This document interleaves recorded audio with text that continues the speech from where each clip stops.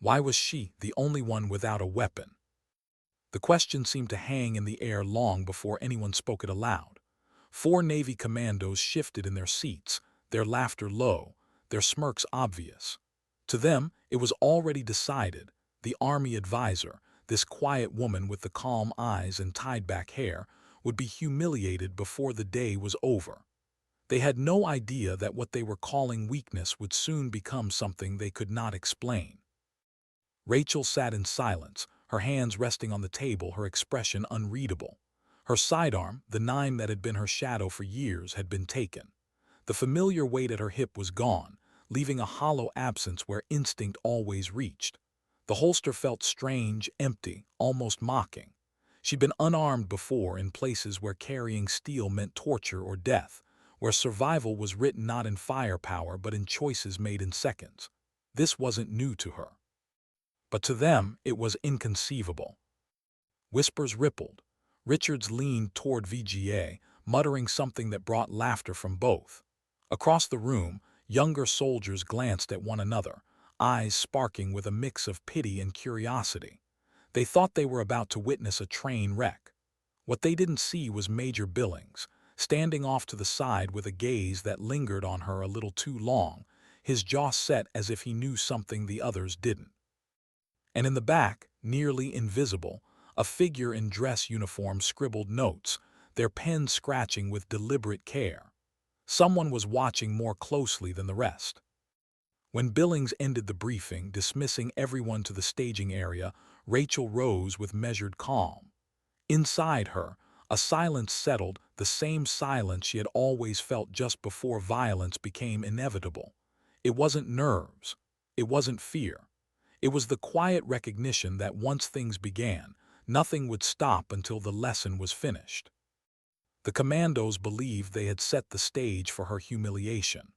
But in truth, they had given her the perfect chance to remind them, and everyone else watching, that the most dangerous person in any room was rarely the loudest.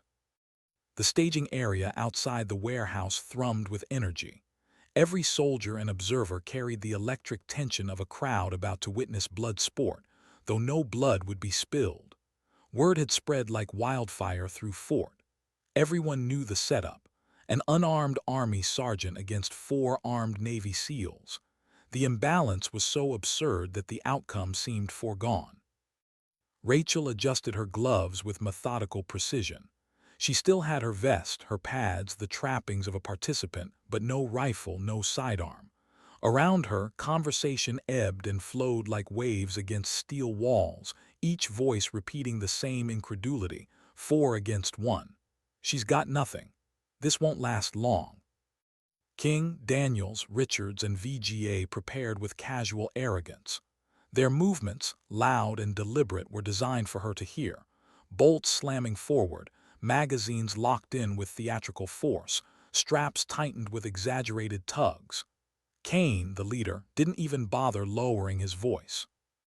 "Remember," he called out, grinning, "we're not here to hurt her, just a demonstration. Why weapons exist in the first place." Richards chuckled. 30 seconds, maybe 45 if she runs. Daniels cracked his neck, slow and methodical, while VGA bounced like a spring too tightly wound, his restless energy vibrating through every twitch of his frame. Their little act drew murmurs and smirks from the crowd above. Rachel remained still, watching not their arrogance but their blind spots. Kane was the alpha, commanding and decisive. Daniels, older, deferential, the anchor. Richards, the hammer, strength over subtlety. And VGA, the wild card, unpredictable, reckless, a danger even to his own. Together, they were formidable. Their gear was flawless, their training evident in every movement. But confidence unchecked was a disease. It blurred vision. It created openings. She noticed the small things: the squeak of their boots, the metallic clink of weapons rubbing against magazines, the faint crackle of radios, sounds that would betray them long before any move did. She didn't respond to Kane's taunt. She didn't even look up. Her focus was on the maze ahead, plywood walls that flexed if pressed hard enough, corners where light carved shadows wide enough to disappear in. She saw opportunities where they saw only obstacles. Above, the gallery filled with soldiers, sailors, marines. Elbows touched elbows. Wagers exchanged hands. 30 seconds, one muttered. No way she makes it past that. Another voice, younger, hesitant. Army doesn't send nobodies here. Watch, she'll surprise them. But Rachel didn't hear the crowd. Her mind wasn't in this warehouse. It was in places long past, stone-walled rooms where silence meant survival, where mistakes were written in blood. She remembered. She carried it. And that weight was heavier than any rifle. The warehouse loomed like a steel cathedral.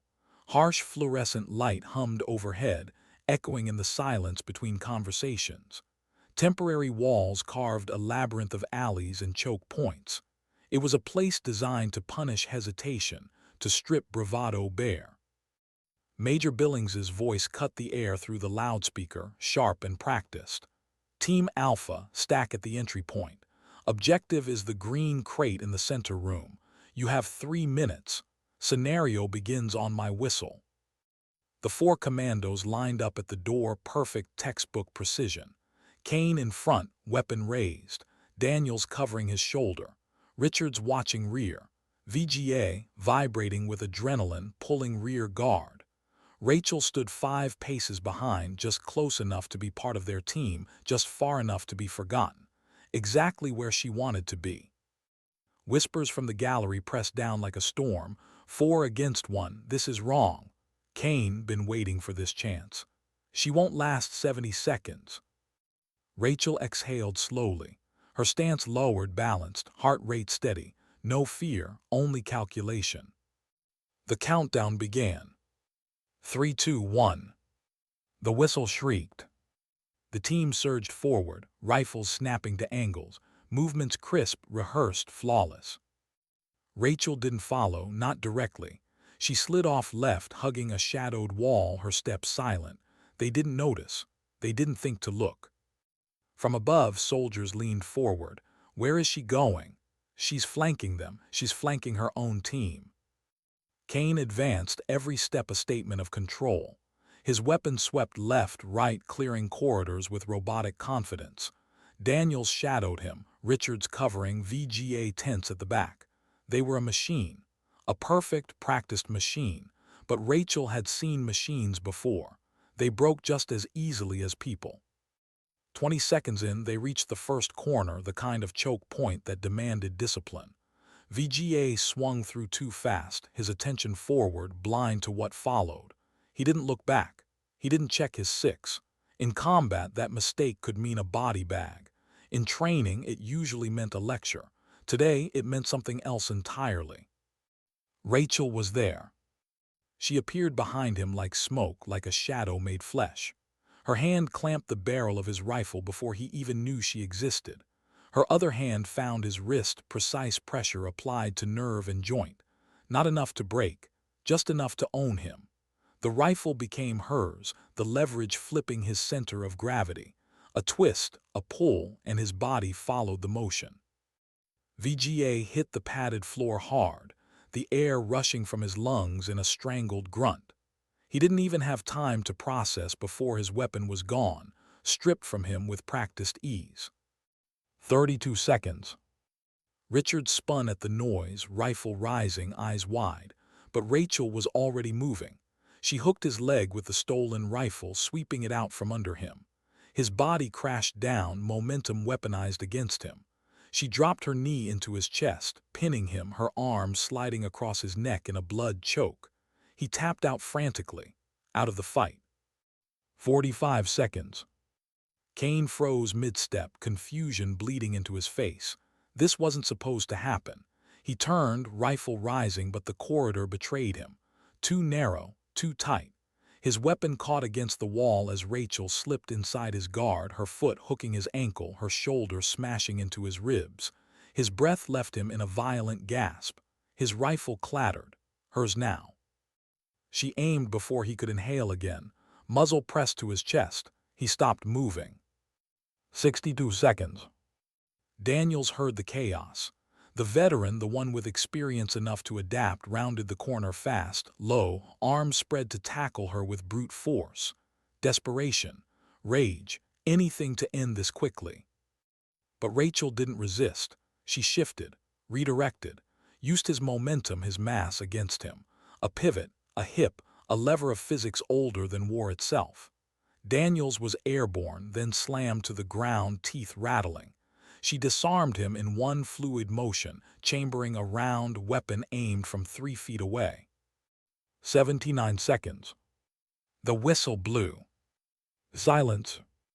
Every breath in the warehouse seemed to stop. 4 Navy SEALs lay sprawled, disarmed, broken in pride if not in body. One woman stood above them, calm, silent, her gloves still on, her breath unshaken. 79 seconds. That was all it took. Did that really just happen? The question wasn't spoken, but it was written on every face in the warehouse. Soldiers on the observation deck leaned forward in stunned silence, their wagers forgotten, their smirks erased. 4 Navy SEALs, men who prided themselves on strength, on reputation, on being untouchable, were lying scattered like broken pieces of a machine. And the woman they had mocked, underestimated, dismissed, stood untouched, calm, silent. Rachel peeled off her gloves with methodical precision, as if she had just finished an ordinary drill. No gloating, no smile, no hint of satisfaction. Her expression was flat, steady, unreadable. She walked to the gear rack, hanging the borrowed rifle with the same quiet respect she had for every piece of equipment. The silence weighed heavy, thicker than applause ever could have been. Kane rose first, rubbing his shoulder where it had slammed against the wall. His face burned, anger, embarrassment, confusion. Richards avoided everyone's eyes, kneeling on the mat, pretending to check straps that didn't need checking. VGA sat on one knee, his earlier manic energy burned away, replaced by a 1,000-yard stare. Daniels took the longest to move, his pride heavier than the pain in his ribs. When he finally stood, it was slow, deliberate, like a man who had aged 10 years in less than 2 minutes. 79 seconds. That number glared from the timer above the door in glowing red digits, searing itself into memory. The whispers began. She took them all in under 90 seconds. No weapons, none. That wasn't luck, that was something else. Kane's jaw tightened. Lucky shots, he muttered, his voice loud enough for the gallery to hear. Anyone can get cute when there's no real pressure. Daniels added quickly, sim rounds change everything. Real combat doesn't have safety whistles. His tone was sharper than he meant, defensive. Richard stayed silent, his hands moving in automatic loops across his gear. VGA fidgeted, restless but quieter than before. Rachel turned, slowly, deliberately. Her eyes cut through the warehouse, through the gallery, through every soldier still struggling to reconcile what they had seen. Her voice was calm, clear. "I know exactly what real combat looks like, Lieutenant." Kane froze, the words hitting harder than any strike had. The warehouse hushed again, the quiet almost reverent. "Real combat doesn't happen with 4 men against one unarmed opponent in a padded room," she continued. "Real combat is when the lights go out, when the rules disappear, when the only thing between you and going home in a body bag is what you've carried into places that don't exist on any map." Daniels shifted. His eyes narrowed, not in defiance but in recognition. Her tone didn't carry theory, it carried memory. Rachel's gaze swept across them. "You wanted to humiliate me, to prove I was just a quiet army sergeant who couldn't keep up, but you made assumptions. You saw quiet and assumed weak. You saw cooperative and assumed pushover. You saw female and assumed inferior." The words landed one by one, sharp as blades. "Those assumptions just cost you 79 seconds of credibility you'll never get back." The crowd above murmured. Soldiers looked at each other, some nodding slowly, some uncomfortable but all recognizing truth when they heard it. Kane bristled, heat rising in his chest. He opened his mouth to protest, but Rachel cut him off before he could find words. "Respect," she said, her voice level controlled, "isn't something you get to withhold because of rank or gender or which branch you serve. It's earned, through competence, Through professionalism, that's all, that's everything. The silence was crushing now, heavy enough to make even seasoned warriors shift in place. Major Billings cleared his throat, breaking the tension. "Debrief, Will." "No," Kane interrupted, sharp and loud. His pride refused to die here, not like this. "Run it again." Billings blinked, startled. "Lieutenant." "Best 2 out of 3, Kane pressed, his voice rising, his smirk returning like a mask. "Lightning doesn't strike twice. Everyone here knows it. That was luck." Richards jumped in quickly, nodding, desperate to restore something of their pride. "We weren't prepared. She caught us off guard. Won't happen again." VGA's energy flared, eager for redemption. "This time we'll know what she's capable of." Daniel said nothing, but the weight in his silence was clear. He knew pride was steering the ship now. Rachel tilted her head, studying them, calm, patient, her voice soft. "You want to run it again?" "Damn right," Kane snapped. "Same parameters, you unarmed, us full kit, but this time we adapt. We know the tricks." He thought he had cornered her. He thought she'd refuse, that the first fight would remain a fluke in the eyes of the crowd. Rachel's reply was simple: one condition. Kane's eyes narrowed. "You're not in a position to negotiate, Sergeant." Her tone didn't change. "When I win again, it stops.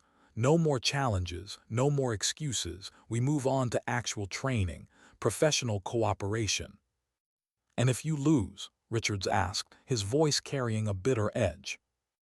Rachel didn't blink. "Then I request immediate transfer off this base. You'll never see me again." The warehouse stirred, murmurs spread. This was no longer about pride. This was about her career, her future. Everything was on the line. Kane's grin returned, wide, predatory. "Deal." They shook hands, quick and firm. Major Billings hesitated, his jaw tight, his eyes flicking between them. The politics were clear. She had been baited into a wager no commander wanted on record. But it was too late. Too many eyes, too many ears, too much pride. "Very well," he said finally, his voice heavy. 15-minute reset. Same scenario. Adjusted tactics authorized for Team Alpha. The warehouse buzzed as personnel filed out, spreading word through the base like wildfire. By the time the second round began, there wouldn't be an empty seat in the gallery. Rachel stood alone near the gear rack, her gloves dangling loosely in one hand. She had staked everything. The smart move would have been to walk away, except that she had made her point. But respect wasn't earned by retreat. Sometimes the only way forward was straight through the storm. She breathed slowly, her chest steady, her eyes fixed on the warehouse floor. Her opponents thought they knew what to expect now. They thought she would repeat the same tricks. What they couldn't anticipate was the depth of her training, the years of experience honed in places where hesitation meant funerals, not bruises. The warehouse wasn't just a stage anymore. It was a classroom. And class was about to begin again. Why would she risk it all a second time? That question rippled across fort as soldiers, sailors, and Marines crowded shoulder to shoulder along the gallery. The word had spread beyond the warehouse. It had spilled into the barracks, the motor pool, the chow hall. Now the air vibrated with anticipation. The unarmed Army sergeant who had taken down 4 Navy SEALs in under 90 seconds had agreed to do it again. And this time, the stakes were higher. If she lost, she would leave, voluntarily. Rachel walked the perimeter of the staging area, calm steps, measured breathing. To casual eyes, she seemed to be moving aimlessly. In truth, she was regulating her system, lowering her heart rate, narrowing her focus, drawing herself into the calm she always found before stepping into violence. It was ritual. It was survival. 15 minutes. That was the reset period. It felt like an eternity to the crowd, but to her, it was nothing more than another countdown. The 4 SEALs huddled together, their heads bent over a hastily drawn sketch of the warehouse. Kane gestured sharply, his tone low but clipped. His body language betrayed urgency, determination, wounded pride. Daniels leaned in, pointing at blind spots they had missed. Richards flexed his hands, the knuckles cracking like gunfire. VGA, restless as ever, bounced on his toes, but this time his energy was aimed inward toward planning, not taunting. Rachel caught fragments of their words as she circled. Maintain visual contact. Overlapping fields of fire, keep her in the center, force her into the open. They were adjusting, learning, exactly as competent professionals should, but they still didn't see her for what she was. They thought they were preparing for a trick, for a fighter with clever moves. They didn't realize she wasn't planning to fight them at all. Major Billings approached her quietly. His face was neutral, but his eyes betrayed concern. "Sergeant," he murmured, "you don't have to do this. Call it training, move on. Nobody would blame you." Rachel looked at him, her expression calm, her voice steady. "Some lessons don't stick unless they're finished. And if you lose," his voice softened, almost personal now. "Then I keep my word," she said, "but I won't lose." There was no arrogance in her tone, no bravado, just the quiet certainty of someone who had walked into darker places than this warehouse and walked out again. Billings studied her for a long moment, then he nodded once. "For what it's worth," he said, "they picked the wrong person to test." The gallery above filled beyond capacity. Uniforms from every branch pressed in, rank stripes and insignia gleaming under the fluorescent light. Some had come for spectacle, others for instruction, but all of them carried the same restless question: was the first victory real, or was it luck? Kane broke from his huddle, swagger in his stride, but a thinness in his voice betrayed the edge of desperation. "Ready for round 2, Sergeant." Rachel met his eyes, unflinching. "Ready when you are." "This time," he said, his grin sharp, "no surprises. Just professional tactics against whatever circus tricks you've been practicing." Her reply was a single phrase, soft enough to sting: "We'll see." Major Billings's voice boomed over the loudspeaker. "Team Alpha, prepare for second iteration. Scenario begins on my whistle. Objective remains the same, green crate, center room. Time limit, 3 minutes." Kane's team stacked at the door again, but this time, their movements sharper, their spacing altered to eliminate the gaps she had exploited before. Their body language screamed one message: never again. Rachel took her place behind them, exactly where she had been before. No flanking, no shadow play, not yet. The countdown began. 3, 2, 1. The whistle shrieked. The SEALs surged forward, their formation crisp, every corner checked, every angle covered. They advanced like a machine, and for a moment the gallery buzzed with approval. They've got her this time. No way she slips through. Rachel followed, step for step, conventional, predictable, perfectly in line. They cleared the first corridor. Kane's eyes flicked left, right. Daniels mirrored him, calm and steady. Richards and VGA maintained their spacing, rifles sweeping arcs that overlapped in deadly precision.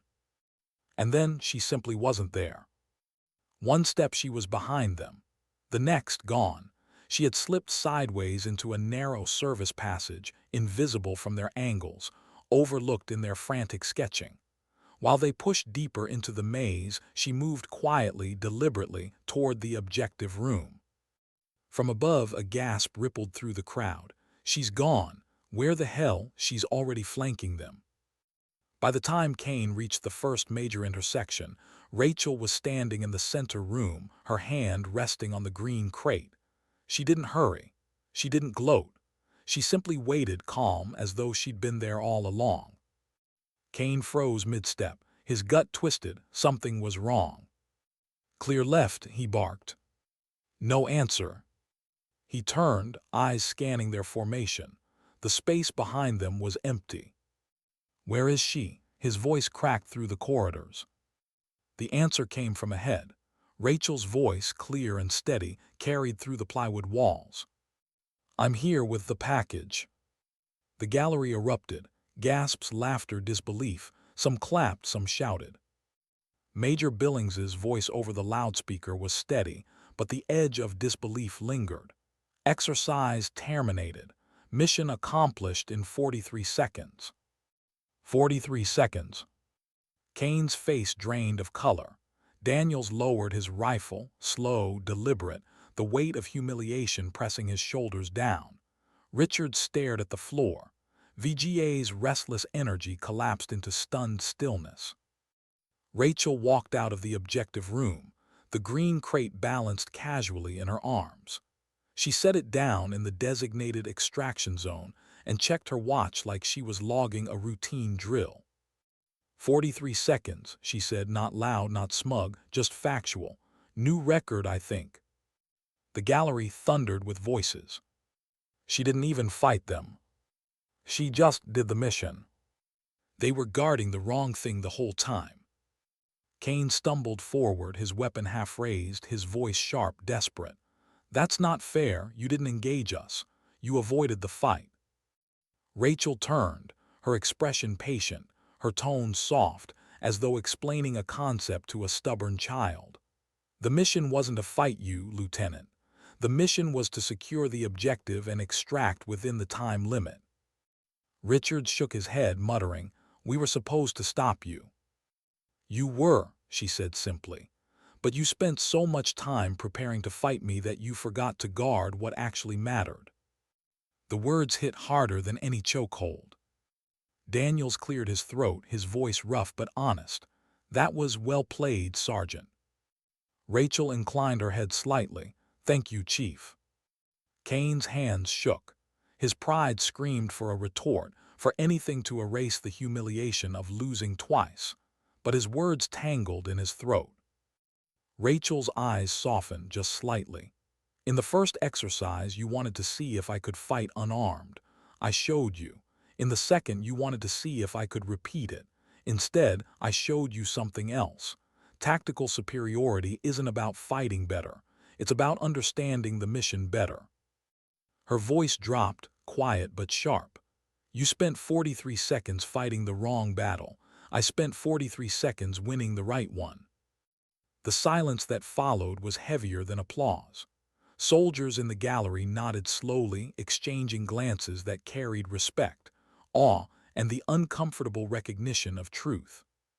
Somewhere in the back, deliberate clapping began, slow, purposeful, a single pair of hands echoing through the warehouse. Every head turned.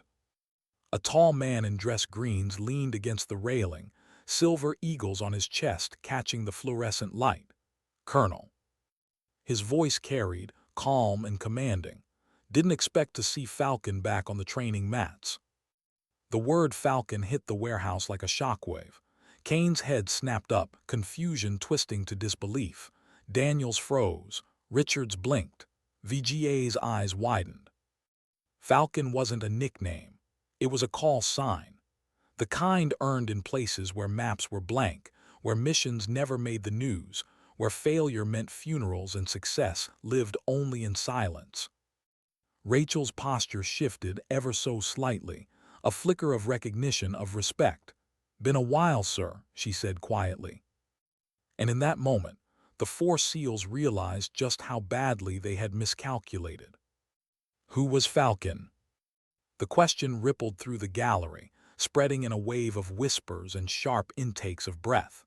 Those who recognized the name grew suddenly still. Those who didn't looked at their neighbors for answers. But even without explanation, everyone sensed what it meant. This wasn't just a soldier standing before them.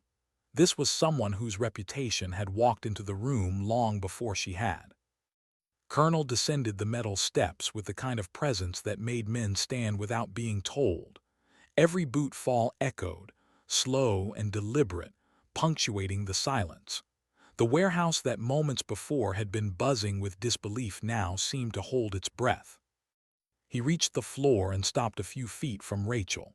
His eyes studied her, not with suspicion, not with surprise, but with the familiarity of one who had seen her in darker places than this.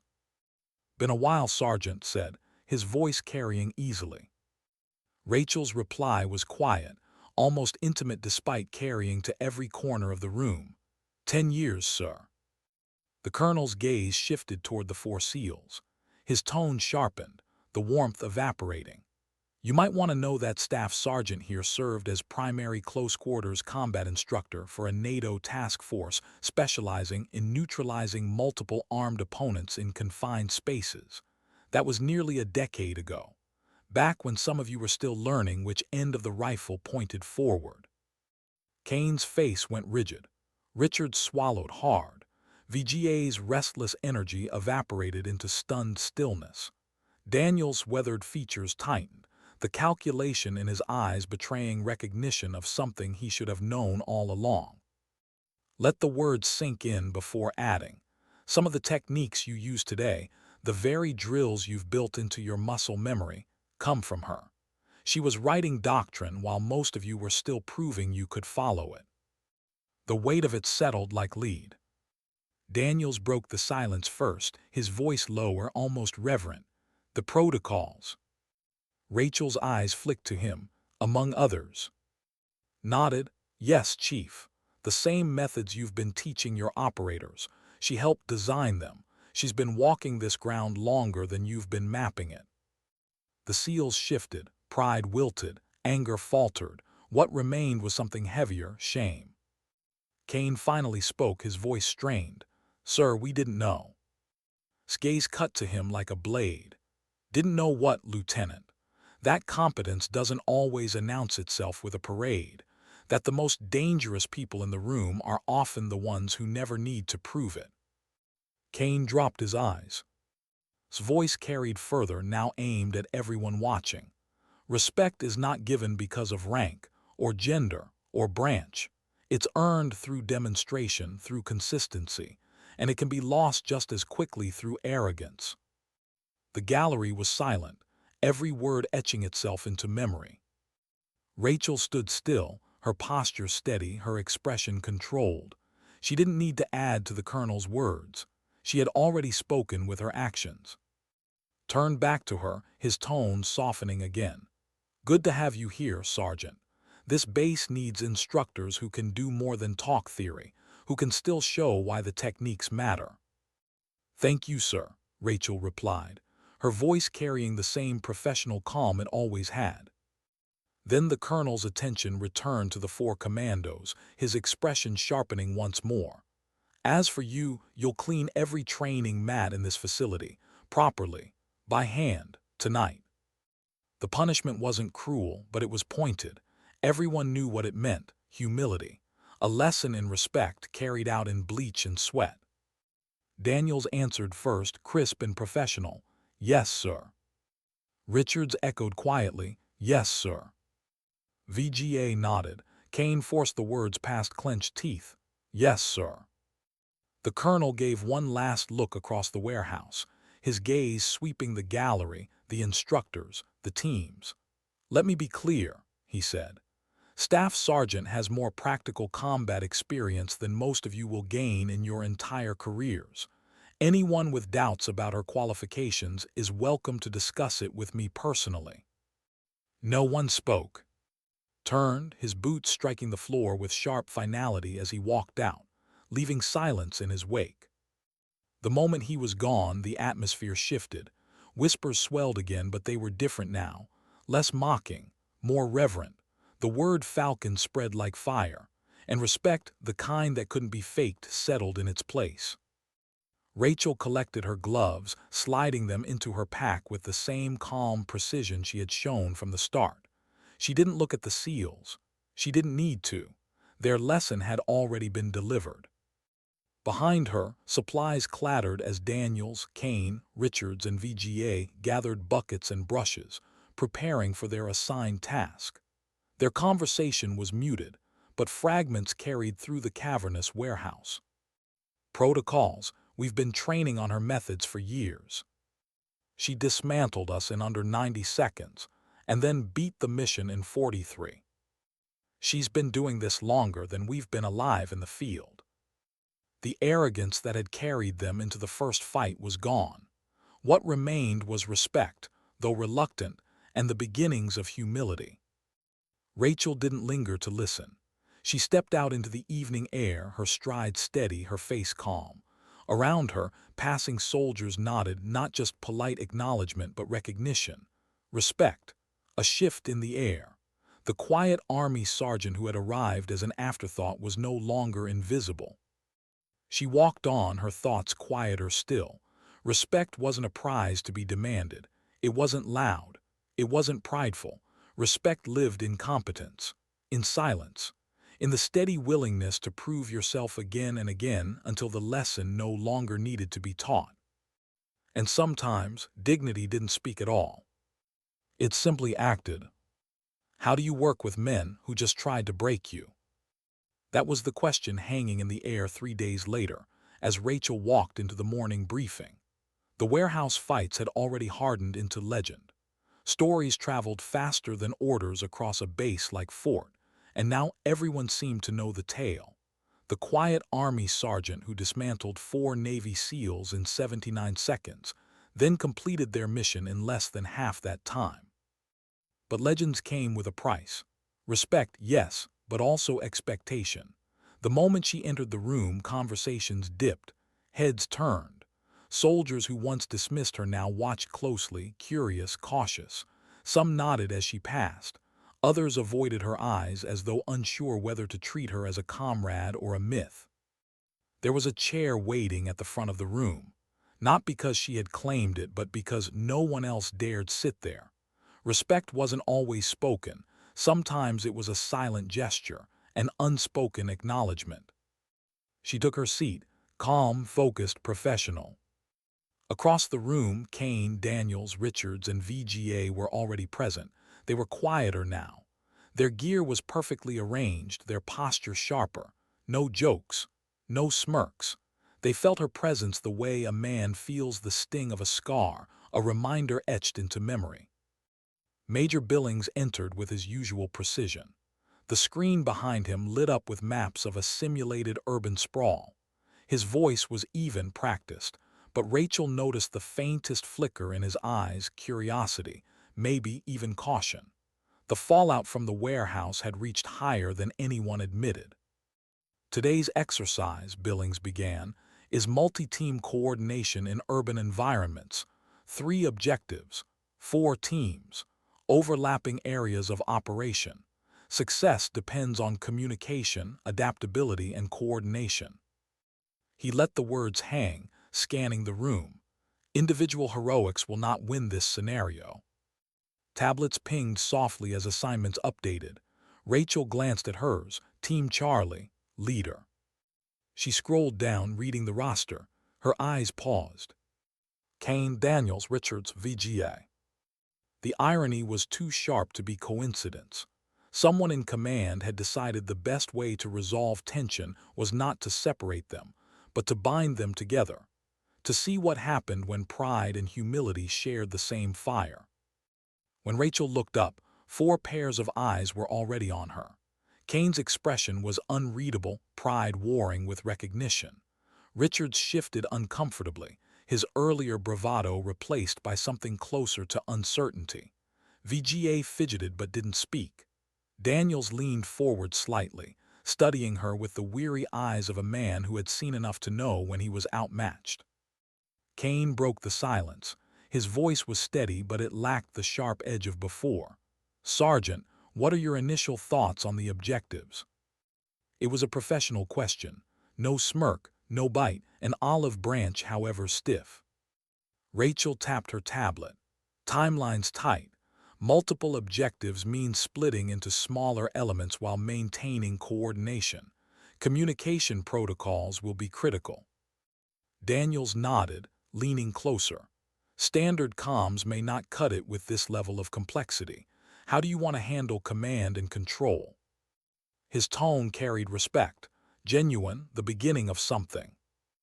Rachel glanced at him, appreciating the shift. We'll assign clear decision authority to each element, primary and alternate channels, contingency protocols if we lose contact. Richards hesitated, then spoke. His voice was formal, almost stiff. "Ma'am, what's your assessment of our capabilities versus the other teams?" The ma'am was new. It wasn't sarcastic, it was respect, raw and reluctant but real. Rachel answered without pause. Strong individual skills, solid equipment. Our challenge is cohesion. We haven't worked together as a unit. That means we'll need clear communication patterns and mutual support, quickly. VGA, jittering as always, leaned forward, his voice eager. What about approach? Standard clears, or something more unconventional? Rachel allowed the faintest smile, just enough to soften the tension. We use whatever gets the job done. Sometimes that means textbook. Sometimes it means throwing the textbook away. Kane exhaled slowly, nodding. How do you want to structure planning? Standard 5-paragraph order or more collaborative? It was another olive branch. The Kane of 3 days ago would never have asked, he would have dictated. But now his tone carried something new, willingness. Rachel nodded. Let's start with everyone's strengths and preferred roles. Then we'll build the plan around maximizing those strengths and covering weaknesses. The next 10 minutes felt different than any of their previous encounters. For the first time, the 4 SEALs weren't trying to test her. They were contributing. Kane outlined breach procedures with detail born from years in the field. Daniels mapped timing and coordination, his instinct for rhythm sharpening the plan. Richards offered weapons integration tactics, his brute strength tempered now by precision. VGA bounced in his seat, suggesting reconnaissance maneuvers that, while unpolished, revealed sharp instincts. By the time Billings called them to move out, Team Charlie had built something resembling a plan. Not perfect, not polished, but functional, a start. As they gathered their gear, Daniels muttered just loud enough for the group to hear. Feels like we might actually function as a team instead of 4 egos and 1 ghost. Kane strapped on his vest with tight motions.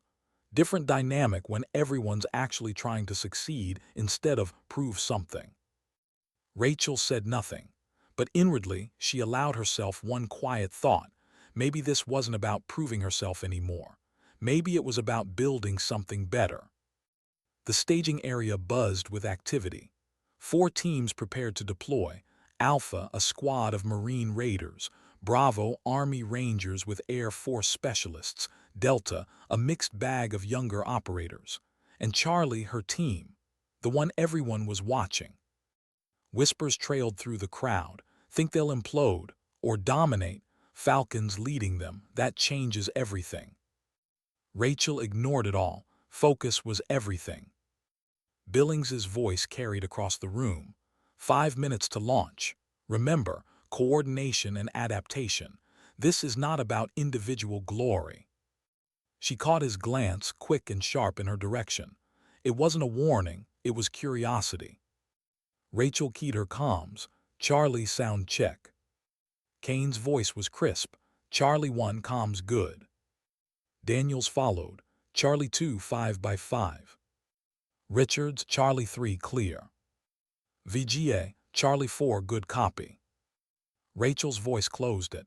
Charlie lead clear, team ready. The whistle blew. The exercise began. 4 teams moved into the urban training complex simultaneously. Charlie advanced with deliberate precision, their earlier planning reflected in spacing and posture. Kane took point, clearing corners with sharp discipline. Daniels coordinated timing, his voice calm and steady in Rachel's ear. Richards and VGA set overwatch positions, their arcs overlapping as designed. For 60 seconds, everything felt textbook, smooth, coordinated. Then the complication came. Charlie lead, this is control, Billings's voice crackled over comms. Be advised, objective Bravo has been relocated. New coordinates follow. Rachel processed instantly. The new target was across Alpha's sector. That meant overlap. That meant risk. She keyed comms. Charlie 2, coordinate passage with Alpha, 3-minute window.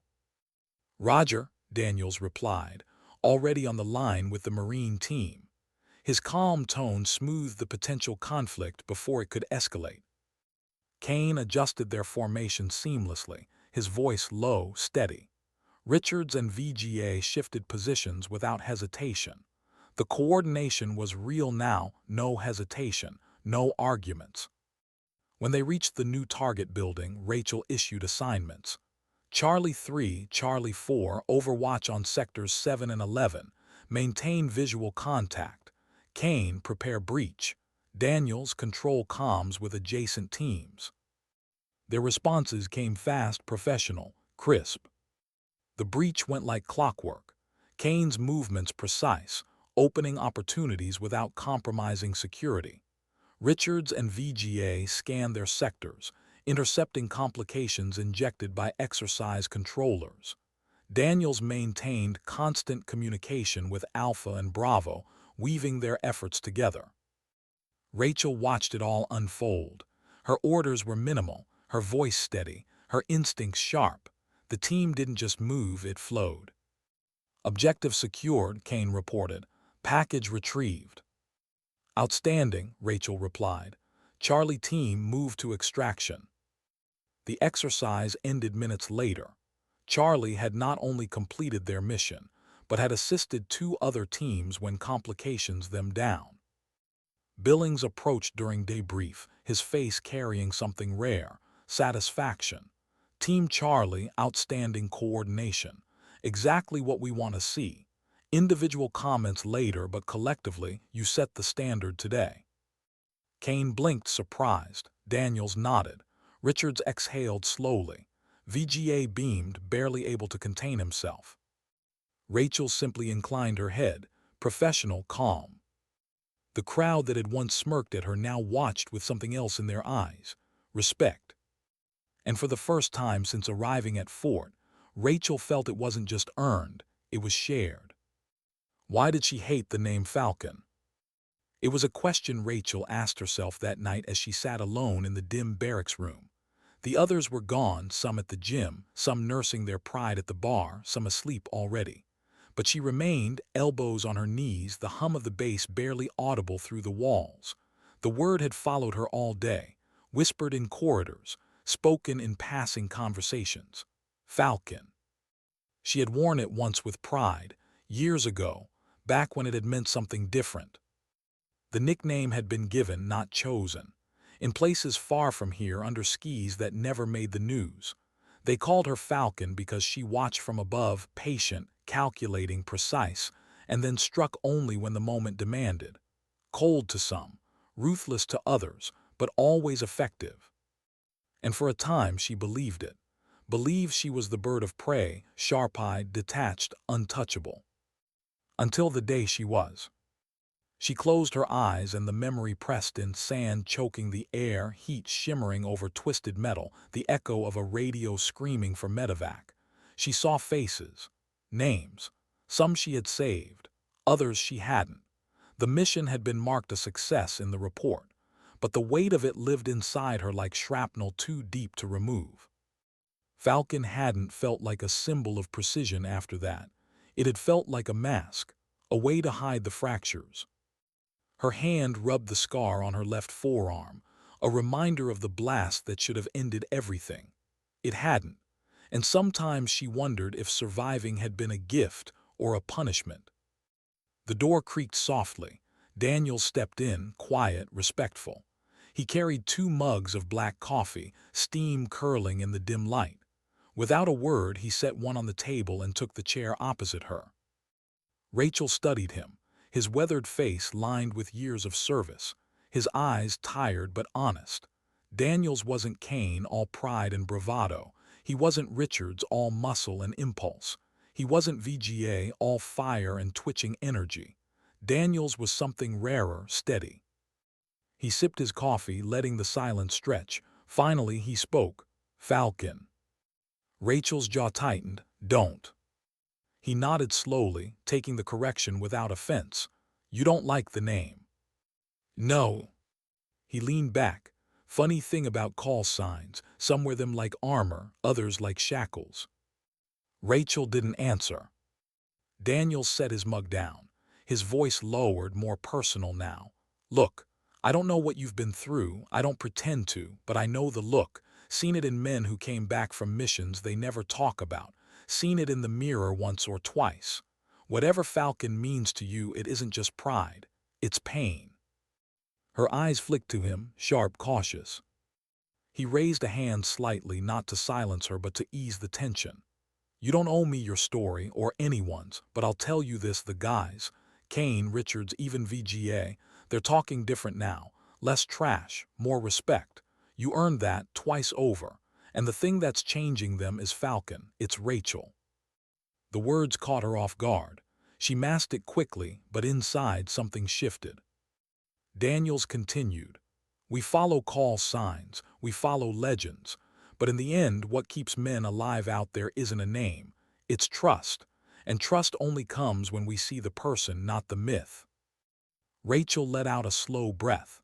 For a long moment she stared at her hands, the scars etched across her knuckles. She remembered the faces from that day, those she had saved, those she hadn't. The myth of Falcon had been built on her precision, her victories, but Rachel lived with the failures. Quietly, almost reluctantly, she spoke. There was an op, years back, target extraction, multi-team coordination. Everything went to hell. Daniels didn't move, didn't interrupt, just listened.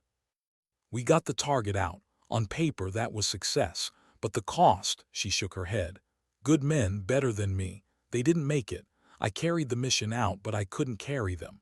And when Command wrote the report, they put my name on the success line. They gave me the call sign, Falcon, like it was something to be proud of. Her voice cracked just slightly. She steadied it quickly, but Daniels caught it. They didn't see the other side, she finished quietly. They never do. Daniels' eyes softened. You think that disqualifies you, makes you unworthy of the respect. Rachel didn't answer. He leaned forward, his voice low, firm. I've buried teammates too. Doesn't matter how many medals they pin on your chest, the weight doesn't go away. But here's the truth, Sergeant.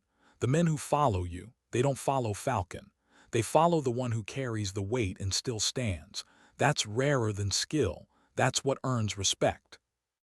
The silence stretched, heavy but not uncomfortable.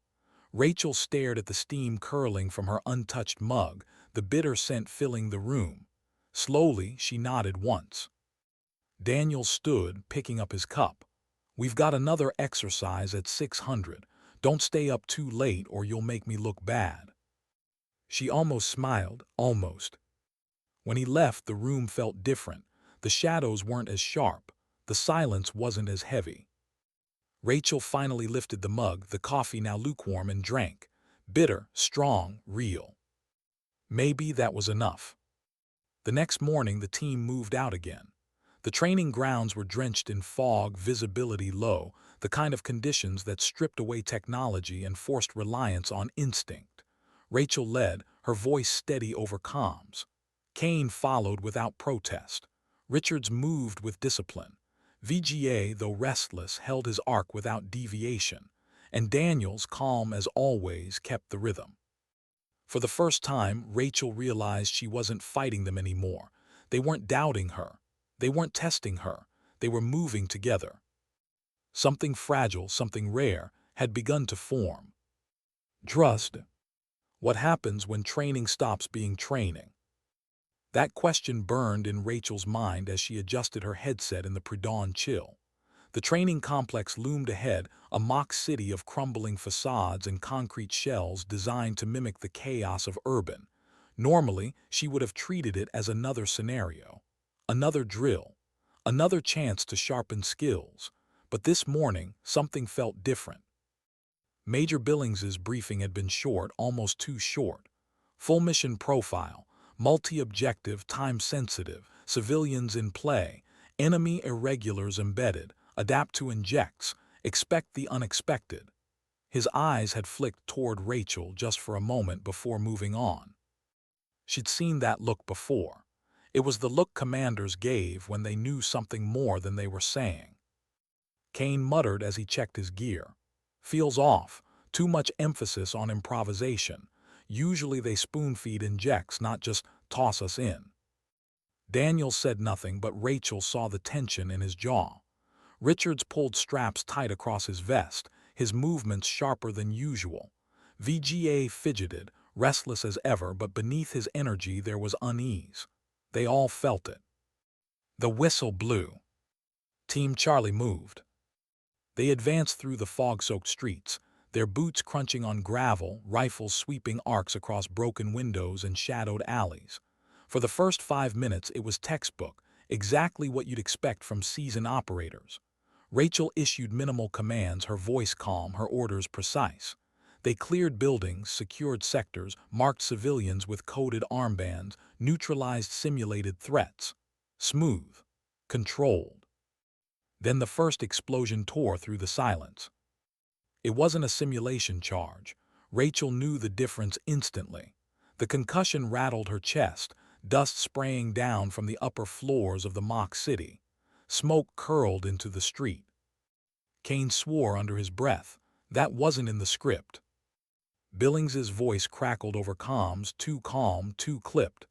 Exercise continues. Adjust to conditions. Rachel froze for half a heartbeat. She knew that tone. She'd heard it overseas when command tried to steady nerves while hiding the truth. Something had gone wrong. Charlie, tighten formation, she ordered. Her voice carried no panic, just authority. They pressed forward, the fog now thick with dust. Civilians, role players in orange vests, screamed and scattered, their panic no longer scripted but real. Somewhere ahead, rapid bursts of gunfire cracked through the air. Not blanks, not paint. Live. Richards glanced at her wide-eyed. Those are real rounds. Rachel didn't answer. She didn't need to. They all knew. Her mind raced. Had the training ground been compromised, sabotaged, or was this deliberate, a test they hadn't signed up for? The comms hissed with static. Billings's voice cut in sharper now. All teams maintain discipline. Unknown aggressors have entered the training zone. Rules of engagement are live. Repeat, live. The words chilled the air. VGA's voice cracked over comms, unsteady for the first time. We're really in it, aren't we?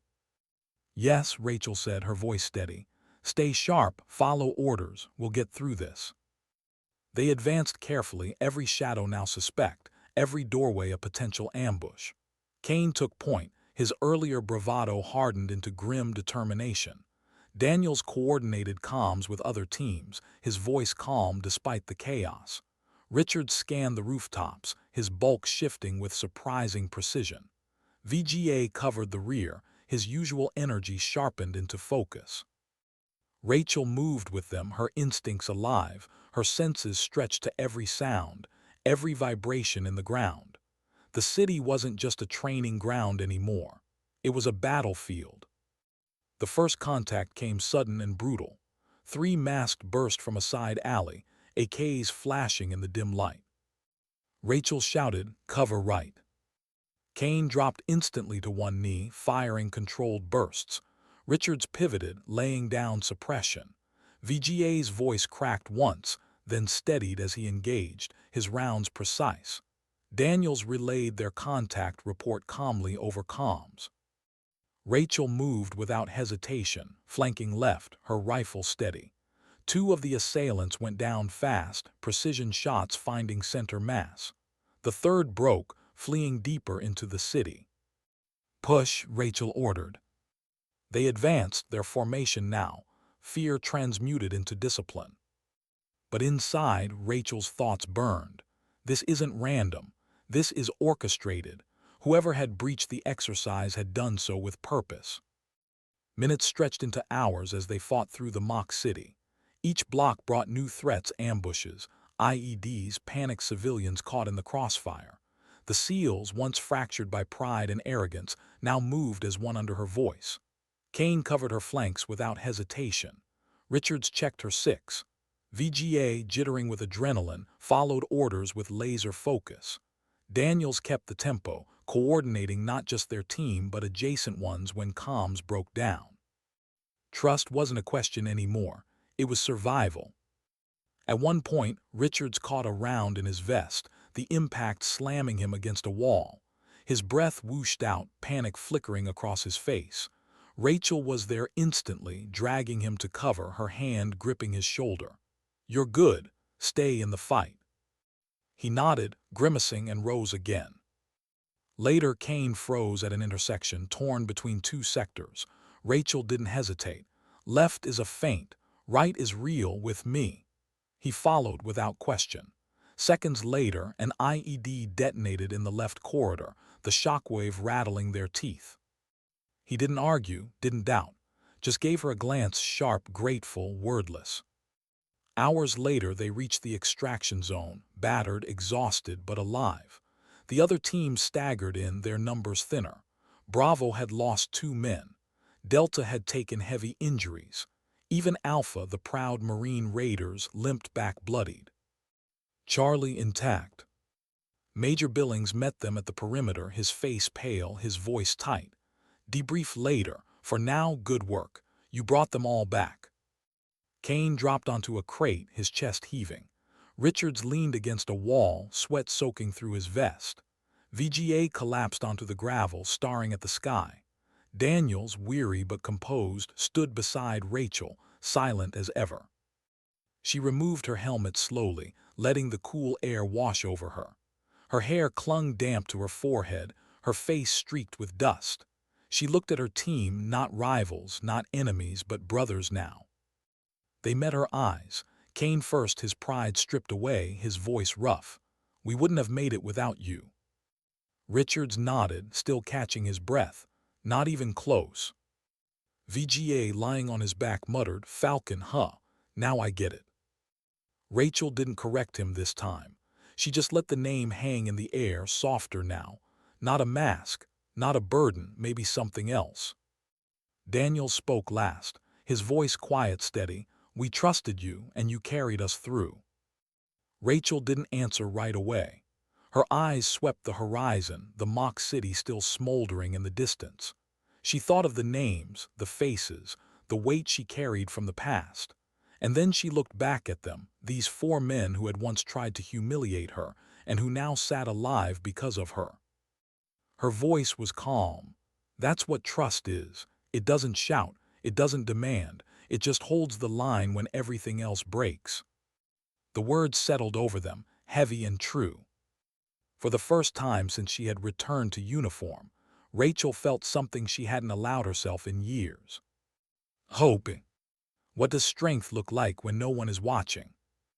That was the question Rachel carried into the final week of exercises.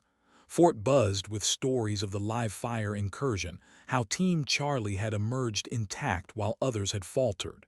Some called it luck, others called it Falcon, but Rachel knew the truth. It had been trust. Hard-won, fragile, and tested under fire. And now the command staff wanted one last trial, not for her, for everyone. The scenario was simple on paper. 3 teams would enter the urban complex at night. Civilians scattered, hostiles embedded.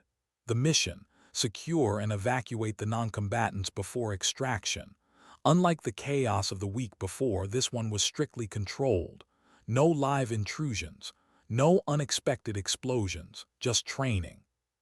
But Rachel sensed more beneath it. She could see it in the way Billings watched her as he delivered the briefing. The way lingered in the back of the room, silent, arms folded. This wasn't just another drill. This was judgment. Kane sat across from her, calm but restless. Richards flexed his hands, tension evident. VGA hummed under his breath, unable to sit still. Daniels leaned forward, eyes steady on Rachel, waiting for her call. When the briefing ended, Kane spoke first. We've done this before, dozens of times. What's different tonight? Rachel's gaze flicked toward. His expression revealed nothing. She answered quietly, what's different is they'll be watching every choice we make. Everyone. They moved out at 200. The city loomed in darkness, fog curling low over the cracked streets. Night vision washed the world in shades of green. Their footsteps echoed faintly, the silence broken only by distant shouts, role players, civilians in distress. Charlie moved with precision. Kane led clears. Richards and VGA maintained arcs. Daniels kept comms steady.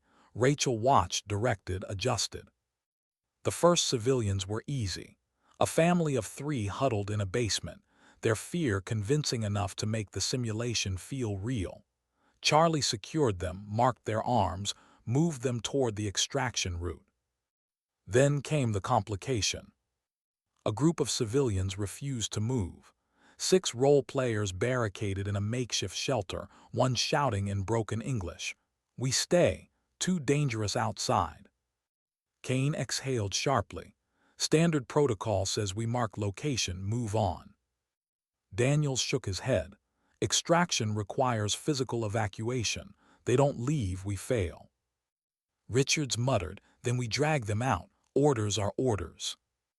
Rachel watched the civilians. Their fear wasn't overacted. It was believable. They weren't just role players testing procedure.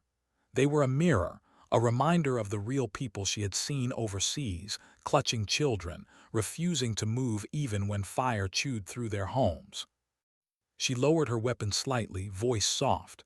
"No, we don't drag them." Kane frowned. "Then what?" She stepped closer, her tone calm, patient. "We earn their trust." The others exchanged glances. It wasn't in the manual. It wasn't efficient, but they followed her lead. Rachel crouched, meeting the eyes of the man who shouted. Her voice softened, no longer the clipped authority of a soldier but the steady assurance of a human being. "I know you're afraid, but staying here won't save you. Let us carry you to safety. We won't leave you behind." Her words cut through the tension. Slowly, painfully, the man lowered his arms. The others followed, fear giving way to fragile trust. One by one, Charlie escorted them out. No force, no dragging, just patience. When they reached extraction, Billings's voice crackled over comms. "Charlie, scenario complete. Outstanding performance." But Rachel knew it wasn't about the score. It was about the choice. Back at the debrief, the room was hushed. Spoke first, his tone calm but firm. "What I saw tonight wasn't just tactics, it was leadership. You had the option to follow procedure. Instead, you chose to carry people through fear. That's harder, that's rarer, that's what this uniform should mean." Kane glanced at Rachel, his earlier arrogance now gone, replaced by something deeper. Respect. Richards cleared his throat, his voice low. "Never thought I'd say this, but you're the kind of leader I'd follow for real." VGA grinned faintly, "Even if it means no shortcuts." Daniels said nothing at first. He just studied Rachel, then nodded once, the kind of nod that meant everything. Rachel sat quietly, letting their words settle. She didn't smile, didn't gloat. She simply absorbed it, her heart steady, her breathing even. Later, when the debrief ended and the room emptied, lingered, he approached her slowly, his voice softer now. "You carried them well, Sergeant. You carried all of them." Rachel met his eyes. "It wasn't just me they trusted, that made the difference." Studied her for a long moment, then spoke words she hadn't expected. "You're not Falcon anymore. Not here. You don't need the mask. They follow Rachel, that's enough." She held his gaze, a quiet storm inside her. For years she had carried Falcon like a burden, a reminder of blood and failure. Tonight, for the first time, she believed he might be right. When she left the building, the night was clear. Stars scattered across the sky like fragments of something broken but still beautiful. She walked alone across the empty motor pool, the sound of her boots soft against the pavement. She thought of the past, of sand and fire and loss. She thought of the present, of Kane, Richards, VGA, and Daniels, sitting alive because trust had carried them through. And she thought of the future, uncertain, heavy, but no longer hollow. Strength, she realized, wasn't in proving yourself.